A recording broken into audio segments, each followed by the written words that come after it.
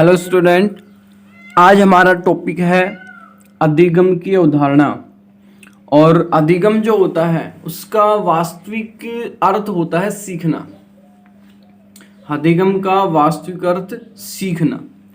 तो अधिगम होता क्या है? देखो, अधिगम का मतलब होता है कि व्यवहार में होने वाला स्थायी परिवर्तन। स्थायी परिवर्तन, ठीक है। इसके अलावा हम ये भी बोल सकते हैं कि किसी भी जीव के जीवन काल में होने वाला स्थायी परिवर्तन। किसी भी जीव के जीवन काल में होने वाला स्थायी परिवर्तन अधिगम कहलाता है। या फिर एक लाइन में हम ये बोल सकते हैं कि पूर्व ज्ञान। पूर्व ज्ञान जो हमने पहले कभी सीखा है, मतलब कि पूर्व ज्ञान, या फिर हम किसी व्यक्ति के जो व्यवहार जो है, व्यवहार से जो हम कुछ सीखते हैं, हमारा पूर्व ज्ञान जो हमने पहले सीखा था उसको व्यवहार में लेके आना। या फिर हम किसी व्यक्ति के व्यवहार से कुछ सीखते हैं, या फिर हम किसी व्यक्ति के व्यवहार से कुछ सीखते हैं, यानी कि व्यवहार से अर्जित ज्ञान, सीखा हुआ ज्ञान क्या कहलाता है? अधिगम कहलाता है। तो अधिगम जो है इसकी डेफिनेशन क्या होगी कि व्यवहार में होने वाला स्थायी परिवर्तन अधिगम कहलाता है। या फिर किसी व्यक्ति के जीवन में होने वाला स्थायी परिवर्तन अधिगम कहलाता है। या फिर पूर्व ज्ञान या किसी जीव के व्यवहार से अर्जित ज्ञान अधिगम कहलाता है। ठीक है, जैसे एग्जाम्पल के रूप में, एग्जाम्पल में नंबर 1, जापान जो है, जापान के टापुओं पर जो मकाका रिसस बंदर थे, मकाका रिसस बंदर, जापान के टापुओं पर जो मकाका रिसस बंदर थे, उसने इन बंदर के जो शिशु थे, बंदरों के शिशु, उन्होंने जो शकरकंद होती है उसको धोकर खाने की विधि सीख ली। जापान के टापुओं पर मकाका रिसस जो बंदर हैं उनके जो शिशु थे, उन्होंने शकरकंद को धोकर खाने की विधि सीख ली। जब वो शकरकंद को धोकर खाते थे तो उनको शकरकंद स्वादिष्ट लगती थी। उनको शकरकंद क्या लगती थी? स्वादिष्ट लगती थी जब वो धोकर खाते थे। और वो धोते कैसे थे, मतलब कि विधि कैसे सीखी उन्होंने? मतलब कि जो बंदर थे, बंदर के जो शिशु, उन्होंने एक हाथ में तो शकरकंद को पकड़ा और दूसरे हाथ से पानी को डालकर उस शकरकंद पर लगी हुई जो मिट्टी है उसको क्या करते थे? साफ करते थे। तो इस तरीके से शकरकंद को धोकर खाने पर उन्हें स्वादिष्ट लगती थी। इसलिए 90% जो बंदर हैं उन्होंने ये विधि सीख ली। 90% बंदरों ने ये विधि सीख ली। ठीक है। इसके अलावा नंबर 2, मकाका रिसस जो बंदर है उसने मतलब कि मिट्टी से सने हुए जो अनाज है, या मतलब कि मिट्टी लगा हुआ कोई अनाज है, उसको धोकर खाने की विधि सीख ली। अनाज जो है, अनाज पर जो मिट्टी लगी होती है उस मिट्टी को धोकर खाने की विधि सीख ली। ये मतलब कि ये विधि सीखी कैसे, मतलब कि मिट्टी को हटाते कैसे थे? जैसे कि शकरकंद में क्या करते थे कि एक हाथ से शकरकंद को पकड़ते थे और दूसरे हाथ से पानी से उस मिट्टी को साफ करते थे। इसी प्रकार से अनाज को क्या करते थे? वो अनाज को उठाकर समुद्र जो है उसके किनारे पर उपस्थित जो पानी है, किनारे पर जो पानी होता है उसमें डाल देते थे, जिससे उन पर लगी मिट्टी क्या होती थी? हट जाती थी और उनको उठाकर वो खा लेते थे। ठीक है। उसके बाद नंबर 3, टोड। टोड क्या करता है कि अपना जो भोजन होता है उसको झपट कर खाता है, मतलब कि झपट्टा मारकर खाता है, झपट कर खाता है। जब टोड को भोजन के रूप में मिलीपोड दिया गया, मिलीपोड दिया गया, तो मिलीपोड की एक विशेषता होती है, ये अपनी रक्षा करने के लिए क्या करते हैं, एक विषैली, एक तीव्र गंध निकालते हैं, जो कैसी होती है, विषैली होती है। एक विषैली तीव्र गंध निकालते हैं अपनी रक्षा करने के लिए। और जब टोड इस मिलीपोड को मुख में लेता है, तो मुख में लेने के बाद मिलीपोड क्या करता है, तीव्र गंध निकालता है विषैली, जिसके कारण टोड जो होता है वो इस मिलीपोड को तुरंत क्या कर देता है, मुख से बाहर निकाल देता है। जब दूसरी बार इस टोड को मिलीपोड दिया गया, तो टोड क्या करता है, इस मिलीपोड को मुख में नहीं लेता है, क्योंकि उसने पूर्व अनुभव से विषैले मिलीपोड को खाना बंद कर दिया, मतलब उसकी पहचान कर ली कि ये विषैला है।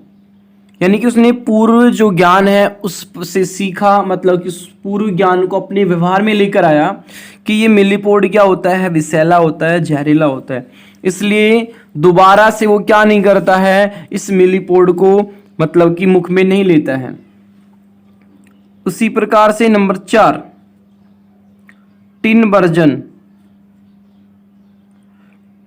ने क्या किया, अधिगम जो है उसका अध्ययन मादा जो ततैया होती है, मादा ततैया जो है उसके ऊपर अधिगम ततैया, मादा ततैया जो है उस पर अधिगम का अध्ययन किया। उसने देखा कि जो मादा ततैया होती है, मादा ततैया जो अपने छत्ते से या बिल से जब जाती है, मतलब कि बिल को छोड़ती है या फिर छत्ते को छोड़ती है, तो वो अपना बिल का आकलन करती है कि बिल कैसा है, कहाँ पर है। आकलन करने के लिए वो क्या करती है, छत्ते के चारों तरफ या बिल के चारों तरफ क्या करती है, चक्कर लगाती है, और उसके बाद वहाँ से कहीं और चली जाती है उड़ान भरकर।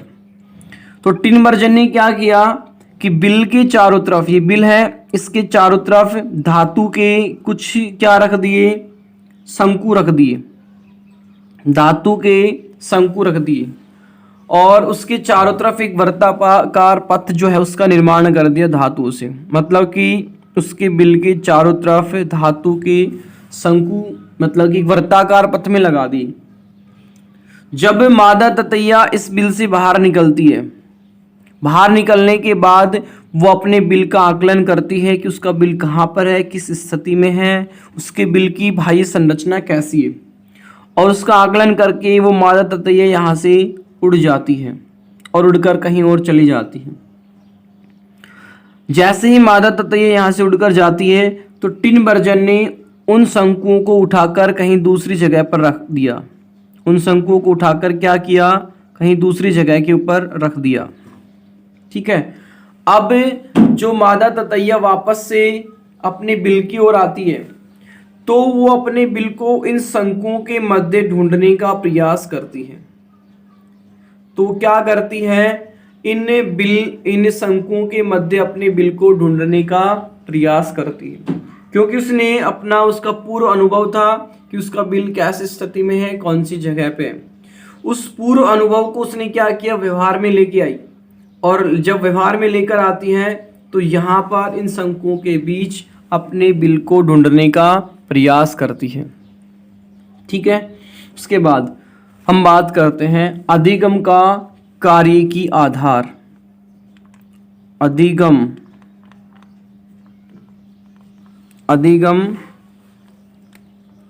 का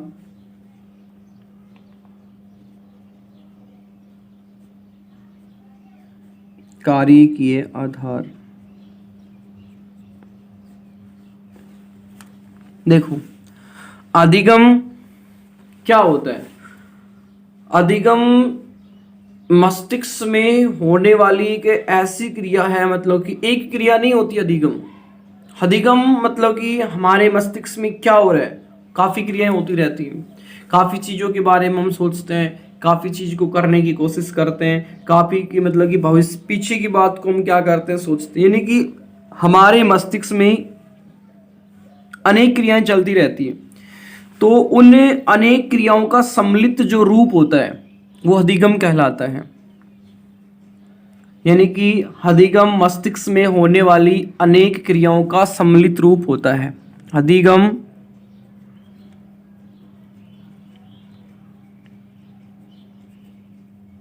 मस्तिष्क में होने वाली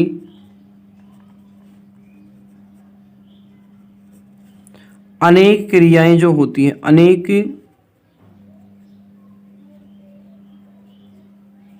क्रियाओं का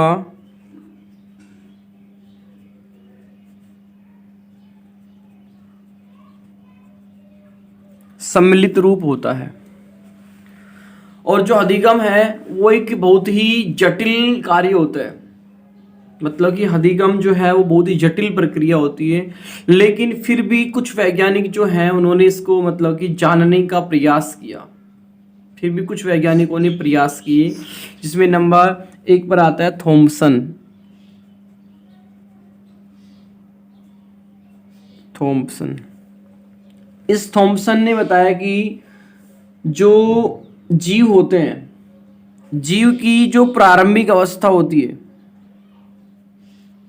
जीव की प्रारंभिक अवस्था, जीव की प्रारंभिक अवस्था जो होती है उसमें अधिगम जो है वो सर्वाधिक महत्वपूर्ण भूमिका निभाता है। सीखना एक महत्वपूर्ण भूमिका निभाता है। अधिगम का मतलब होता है सीखना, और जब कोई भी जीव होता है उसकी जो प्रारंभिक अवस्था होती है उसके लिए सीखना एक बहुत ही महत्वपूर्ण घटक होता है। हम पशु को पालतू बनाते हैं, पालतू बनाने के पश्चात उसमें अधिगम में वृद्धि होती है। जैसे हम एक कुत्ते को पालते हैं, पालने के बाद वो क्या करता है, जैसे जैसे हमारे साथ में रहता है, घर में रहता है, तो धीरे धीरे वो क्या करने लग जाता है, सीखने लग जाता है। उसको बोलने के बाद वहाँ से उठ जाता है, बैठ जाता है, वहाँ से उठकर चल मतलब कि क्या होता है, चला जाता है। बोलने के पश्चात वो आ जाता है। यानी कि हमने उसको क्या किया, उसको पालतू बनाया। तो पालतू बनाने के बाद उसमें अधिगम जो है मतलब कि सीखना, उसमें क्या हुई है, वृद्धि होती है। और जीवन काल की अवस्थाएं जो होती हैं वो अधिगम को प्रभावित करती हैं, बिल्कुल 100% क्या करती हैं, बिल्कुल प्रभावित करती हैं। जीवन काल की अवस्थाओं को अधिगम प्रभावित करता है। ठीक है, ये बताया थॉमसन ने कि कोई भी जीव होता है उसकी प्रारंभिक अवस्था जो है उसमें अधिगम का महत्वपूर्ण योगदान होता है। एक वैज्ञानिक था हाइडन व लैंग। हाइडन व लैंग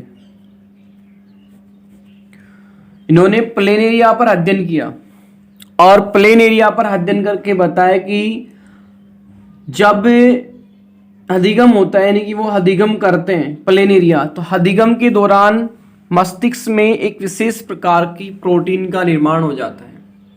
प्लेन एरिया में अधिगम के दौरान एक विशेष प्रकार की प्रोटीन का निर्माण हो जाता है। प्लेन एरिया, इसमें एक विशेष प्रकार की प्रोटीन जो है उसका निर्माण हो जाता है अधिगम के दौरान।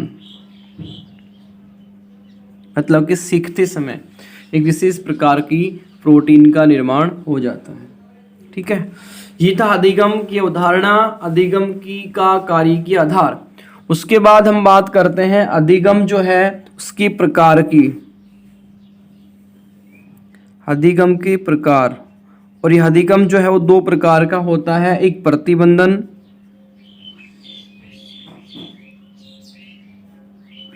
और एक लचीला।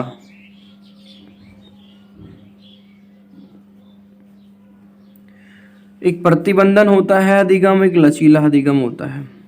तो नंबर 1 पर हम बात करते हैं प्रतिबंधन अधिगम की। देखो, प्रतिबंधन जो अधिगम है ये क्या होता है, इस प्रकार के अधिगम में होता क्या है कि प्रतिबंधन अधिगम जो है इसमें कोई भी व्यक्ति सीखता है और सीखने के बाद जो ज्ञान को प्राप्त करता है वो ज्ञान मतलब कि जीवन भर नष्ट नहीं होता है। मतलब इस प्रकार के अधिगम से प्राप्त ज्ञान जीवन भर नष्ट नहीं होता है। जीवन भर ज्ञान जो होता है वो क्या नहीं होता है, नष्ट नहीं होता है। तो प्रतिबंधन का मतलब क्या हुआ कि इस प्रकार के अधिगम से प्राप्त ज्ञान जीवन भर नष्ट नहीं होता है। ठीक है, अधिगम का मतलब होता है सीखना, व्यवहार में होने वाला स्थायी परिवर्तन अधिगम कहलाता है। अधिगम दो प्रकार का होता है, प्रतिबंधन और लचीला। और प्रतिबंधन में क्या होता है कि इस प्रकार के अधिगम से प्राप्त ज्ञान जीवन भर नष्ट नहीं होता है। प्रतिबंधित अधिगम जो होता है उसमें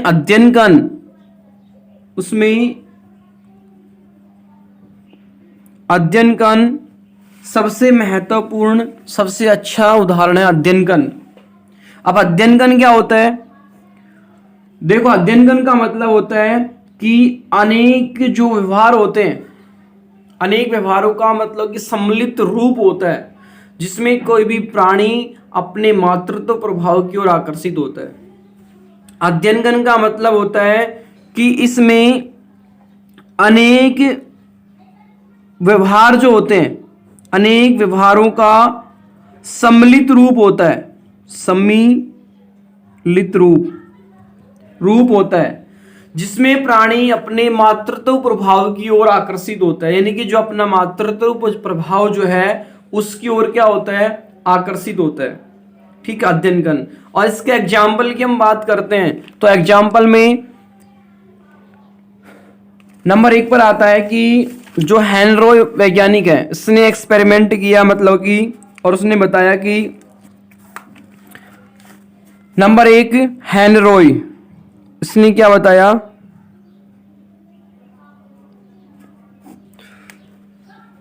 इसने क्या किया, जो गीज होता है, गीज पक्षी, इसके जो अंडे होते हैं, गीज पक्षी के अंडे, उनको प्रयोगशाला में, अंडों को प्रयोगशाला में क्या किया, उष्मायित किया। प्रयोगशाला में कृत्रिम रूप से उनको क्या किया, उष्मायित किया, मतलब कि उनको उष्मायित करके उससे जो अंडे से जो चूजे बनते हैं, जो शावक बनते हैं, उनको बनाया। तो हेनरॉय ने सबसे पहले गीज जो पक्षी है इसके अंडों को प्रयोगशाला में कृत्रिम रूप से उष्मायित किया और उष्मायित करने के पश्चात इनसे जो शावक बने, इन शावक को इन गीज से दूर रखा गया। गीज के अंडों को प्रयोगशाला में कृत्रिम रूप से उष्मायित किया। उष्मायित करने के पश्चात जो शावक बने उन शावक को गीज से अलग रखा गया। और इन शावकों का मतलब कि इनकी जो देखरेख जो है, इनकी शावकों की देखरेख मानव जो है, मानव के द्वारा की गई, मतलब कि गीज से बिल्कुल क्या किया गया, दूर रखा गया। जब इन शावकों को, जब ये शावक बड़े हो जाते हैं, जब इन शावकों को इनके जो जनक जो है गीज, उसके बीच में छोड़ा जाता है, जब इन शावकों को इनके जनक गीज जो है उनके बीच में छोड़ा जाता है, तो शावक क्या करते हैं, इन जनकों के प्रति किसी भी प्रकार की कोई अभिरुचि प्रदर्शित नहीं करते हैं। और ये जो शावक जो होते हैं, ये मानव जो होते हैं, मानव उनको ही क्या करते हैं, फॉलो करते हैं, उनका अनुसरण करते हैं और उनके पीछे पीछे जाते हैं। तो देखो हुआ क्या, हेनरॉय ने गीज के अंडे को प्रयोगशाला में कृत्रिम रूप से उष्मायित किया, उससे बनने वाले शावक को इन गीज से दूर रखा गया। उनका मतलब कि जो देखरेख है वो मानव जो है उसकी उपस्थिति में हुई। जब ये शावक बड़े हुए तो इनको गीज के साथ छोड़ा गया। तो इन गीज के साथ ही किसी भी प्रकार की अभिरुचि प्रदर्शित नहीं करते हैं और ये शावक जो है मानव को क्या करते हैं, फॉलो करते हैं, उनका अनुसरण करते हैं और उनके पीछे पीछे चलते हैं। इस एक्सपेरिमेंट को आगे बढ़ाया कॉनरोड लोरेंज ने। कॉनरोड लोरेंज जो था उसने इस एक्सपेरिमेंट को आगे बढ़ाया और उसने बताया कि वो मानव का ही पीछा क्यों करते हैं। देखो, कॉनरोड लोरेंज ने इस प्रयोग को आगे बढ़ाते हुए बताया कि अंडों का जब स्फुटन हुआ और अंडों के स्फुटन से जब पहली बार शावक बने तो शावक के सामने पहली बार कौन था, मानव था, ना कि गीज। कौन था सामने, मानव। गतिशील जो है वो कौन थे, मानव थे। तो क्या करते हैं, मानव को ही अपना क्या मान लेते हैं, जनक मान लेते हैं। इसलिए शावक जो है वो किसका पीछा करते हैं, मानव का पीछा करते हैं।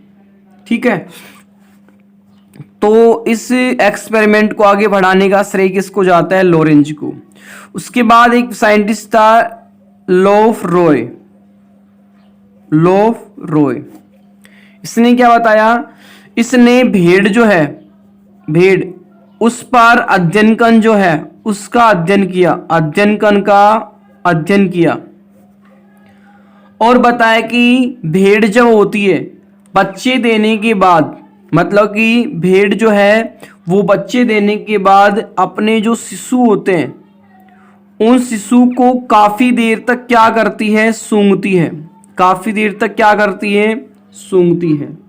यदि किसी कारणवश वो शिशु जो है, शिशु की गंध को यदि भेड़ सूंघ नहीं पाती है तो वो क्या करती है, उस शिशु को एक्सेप्ट नहीं करती है, स्वीकार नहीं करती है। वो अपना शिशु क्या नहीं करती है, स्वीकार नहीं करती है।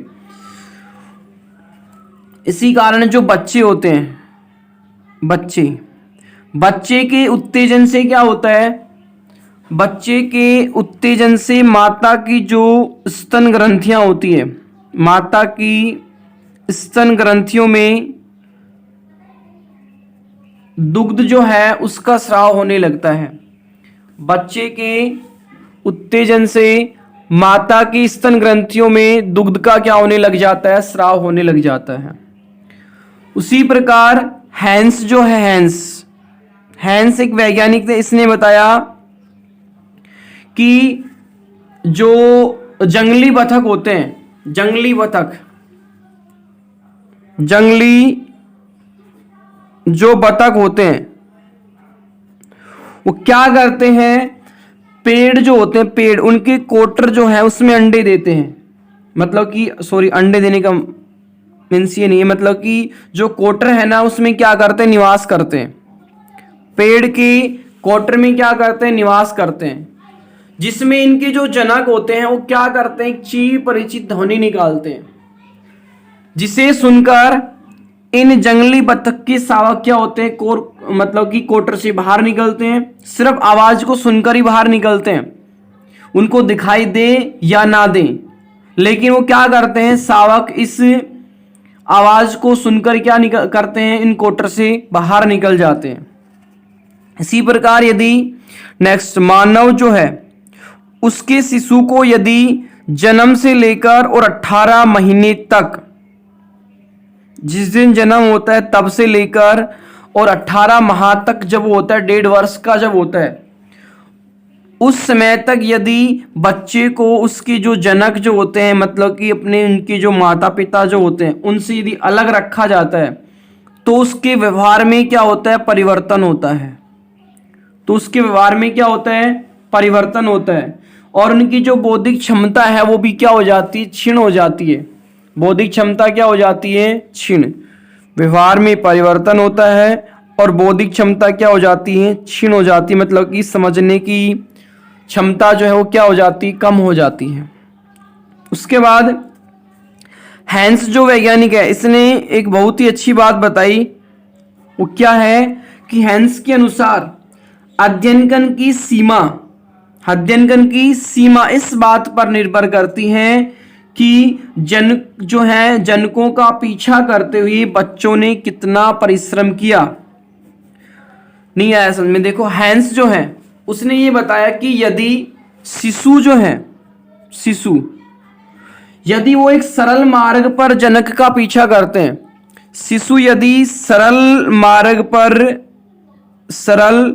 मार्ग पर जनक का पीछा करते हैं तो उसमें अध्ययन कण कम विकसित होता है। और यदि शिशु एक जटिल मार्ग का क्या करते हैं, चुनाव करते हैं, एक जटिल मार्ग पर अपने जनक का पीछा करते हैं, तो उसमें अध्ययन कण क्या होता है, अधिक विकसित होता है। यानी कि अध्ययन कण की सीमा इस बात पर निर्भर करती है कि बच्चे जो हैं मतलब कि वो कितना परिश्रम कर रहे हैं, मतलब कि जनकों का पीछा करते हुए कितना परिश्रम कर रहे हैं, वो इस बात पर निर्भर करती है। जैसे यदि कोई शिशु सरल मार्ग पर जनक का पीछा करता है तो उसमें अध्ययन कण कम विकसित होगा, और यदि जब कोई शिशु एक जटिल मार्ग पर उनके जनक का पीछा करते हैं तो उसमें अध्ययन कण अधिक विकसित होगा। ठीक है, ये था नंबर 1 पर प्रतिबंधन अधिगम। नंबर 2 लचीला अधिगम, वो कल